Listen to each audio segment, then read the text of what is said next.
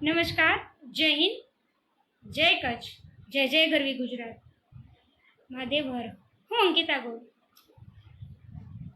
આજના આ લાઈવ સાથે ખાસ મારા ભુજવાસીઓ, ભુજના નગરજનો, ભુજના એ પ્રબુદ્ધ નગરજનો ખાસ જોડાઈ જજો.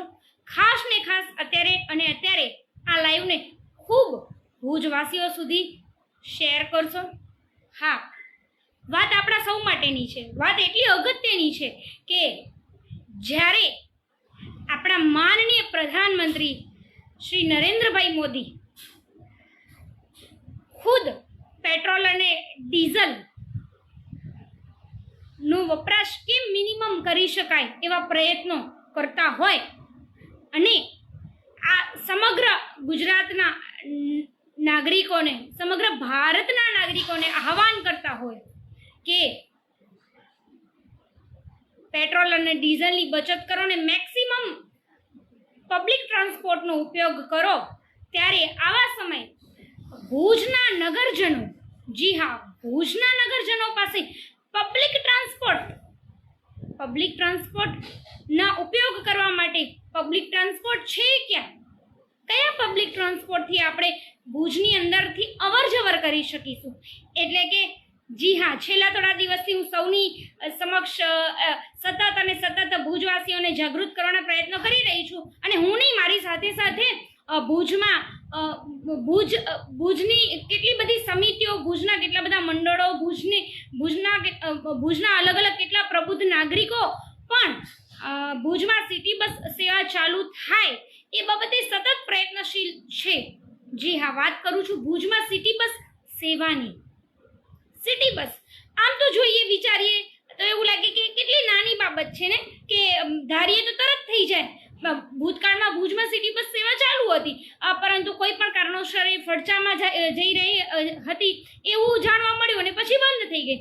પરંતુ અત્યારે જ્યારે પેટ્રોલ અને ડીઝલના ક્રાઇસિસ વૈશ્વિક સ્તરે પૂરા વિશ્વમાં અસર કરી રહ્યા છે, ત્યારે મારા કચ્છમાં અને મારા ભુજમાં તો ખાસ એ પેટ્રોલ અને ડીઝલના જે ક્રાઇસિસ છે એની અસર દેખાશે, ધીમે ધીમે દેખાઈ રહી છે. ત્યારે આપણા નાગરિકો પાસે ભુજની અંદર અવર જવર કરવા માટે પહેલાં કેવું હતું કે સિટી બસ ફડચામાં જશે એવી પ્રબુદ્ધ નાગરિકોની વાત ભુજ નગરપાલિકાએ અને તંત્રએ કરેલી હતી. તો હવે જ્યારે આ પરિસ્થિતિ ઊભી થઈ રહી છે ધીમે ધીમે, ત્યારે ફડચામાં જવાની તો કોઈ શક્યતા જ નથી. માત્ર વિદ્યાર્થીઓ નહીં, માત્ર વડીલો નહીં, પરંતુ હવે તો યુવા વર્ગ પાસે પણ પબ્લિક ટ્રાન્સપોર્ટ સિવાય વધારે કોઈ સારું ઓપ્શન નહીં બચે. પરંતુ એ ઓપ્શન આપવા માટે આપણી પાસે ઓપ્શન તો હોવું જોઈએ ને. એટલે ભુજના નાગરિકો, ભુજની આસપાસ વસતા લોકો ખાસ તંત્ર પાસે માંગ કરે છે કે ભુજમાં ખૂબ જલ્દીથી, જી હા, ખૂબ ઝડપથી સિટી બસ સેવા ચાલુ થાય. અને કઈ રીતે થાય? અગાઉ પણ ભુજ સંઘર્ષ સમિતિએ આ બાબતે અમે લોકોએ મીટિંગો કરેલી અને અમે નવા ઓપ્શન્સ વિચારેલા કે કઈ રીતે આ સિટી બસ સેવા ચાલુ થઈ શકે અને શું એના હર્ડલ્સ છે.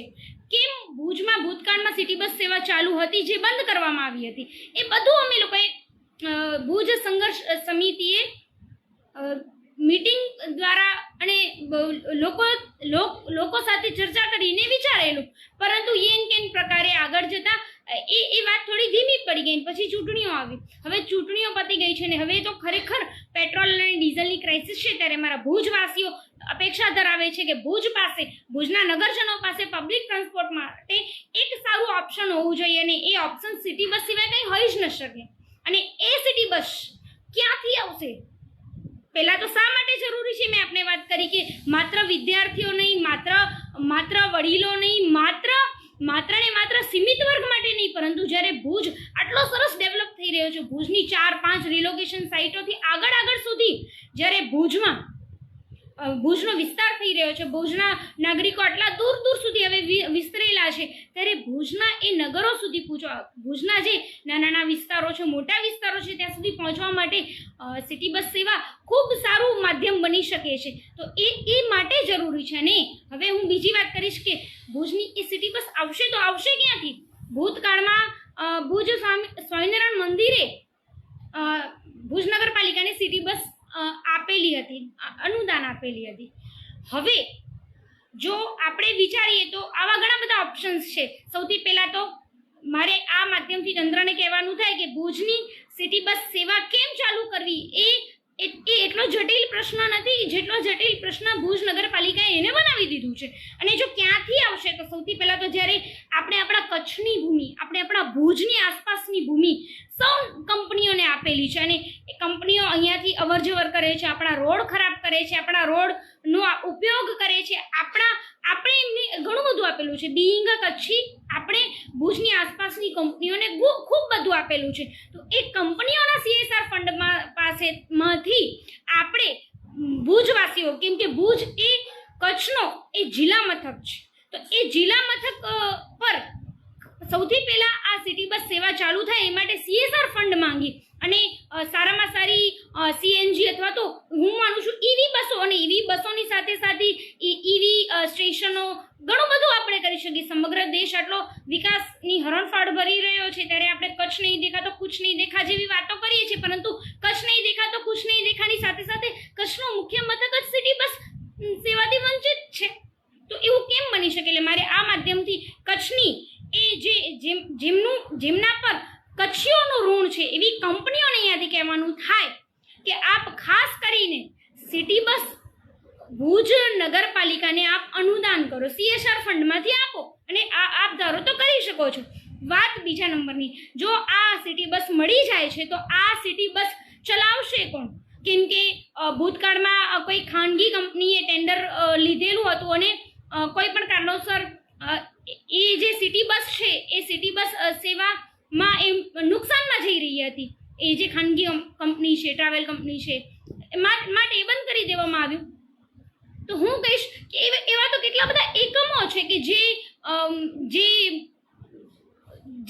અત્યારે પણ જે નગરજનો છે એનો ઉપયોગ કરે છે, પરંતુ ગવર્મેન્ટ એમાં વધારે કમાઈ નથી લેતી. તો હું તો ભુજ નગરપાલિકાને અથવા તો GSRTCને, આપણે કહીએ ને ST સેવા, GSRTCને હું અહીંયાથી કહીશ કે જો આપણે ધારીએ તો ભુજની સિટી બસ GSRTC પણ ચલાવી શકે છે. જેવી રીતે અમદાવાદમાં BRTS ચાલે છે, AMTS ચાલે છે, તો કેમ આપણા ભુજમાં આ બધું ન થઈ શકે? પેલું કે મન હોય ને તો માળવે જવાય.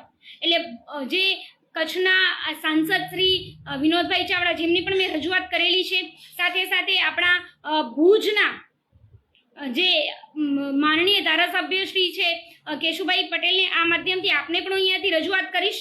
અને સાથે સાથે હાલમાં જે સત્તા પક્ષ છે નગરપાલિકામાં, જે હજુ ચૂંટણી પૂર્ણ થયા, ચૂંટાઈને આવ્યું છે, પરંતુ એની બોડી નથી બની, છતાં પણ છેલ્લા કેટલા વર્ષોથી તમે શાસન કરો છો, એટલે તમે હજુ આ પ્રશ્નમાં પણ તમે પ્રજાની સુખાકારી માટે કંઈક પ્રયત્નશીલ થાવ એવી હું અપેક્ષા આપની પાસેથી રાખીશ.